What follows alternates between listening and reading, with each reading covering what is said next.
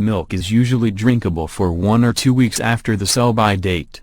However, a team of researchers has now eliminated 99% of the bacteria left behind after the dairy product is pasteurized and tacked on several weeks to its shelf life. By increasing the milk's temperature by 10 degrees Celsius for just 1 second, they added 7 more weeks to the usual lifespan of refrigerated milk, for a grand total of 9 weeks.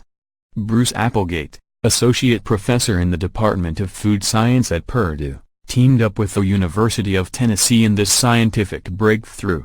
Pasteurization has been the standard since it was first developed by Louis Pasteur in the 1864, which was first used to keep the qualities of wine.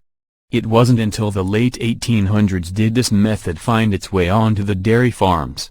Not only does this process extend the shelf life of dairy products, but it also reduces microbial load and the risk of foodborne pathogens. However, although safe and sanitary, pasteurization has its limitations such as cost-effectiveness, high energy input, and it sometimes reduces the quality of the product. It's an add-on to pasteurization, but it can add shelf life of up to 5, 6 or 7 weeks to cold milk, Applegate said regarding the new discovery.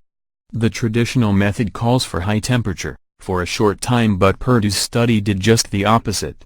The low temperature, short time sprayed tiny droplets of pasteurized milk through a heated, pressurized chamber that rapidly raises and lowers the temperature of the milk about 10 degrees Celsius. But, the process is still below the 70 degrees Celsius threshold needed for pasteurization. This treatment was found to lower bacterial levels below detection limits and extended shelf life up to 63 days. With the treatment, you're taking out almost everything, Applegate said. Whatever does survive is at such a low level that it takes much longer for it to multiply to a point at which it damages the quality of the milk. The team then used sensory tests to compare pasteurized milk with milk that had been pasteurized and run through the new process. And when given to a group of panelists to taste, the group did not detect differences in color, aroma, taste or aftertaste between the products. Philip Meyer, an assistant professor of animal science at the University of Tennessee and co-author of the study, said the process uses the heat already necessary for pasteurization to rapidly heat milk droplets.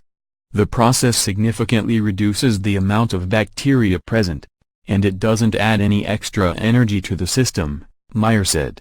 Meyer said the promise of the technology is that it could reduce waste and allow milk to reach distant locations where transport times using only pasteurization would mean that milk would have a short shelf life upon arrival.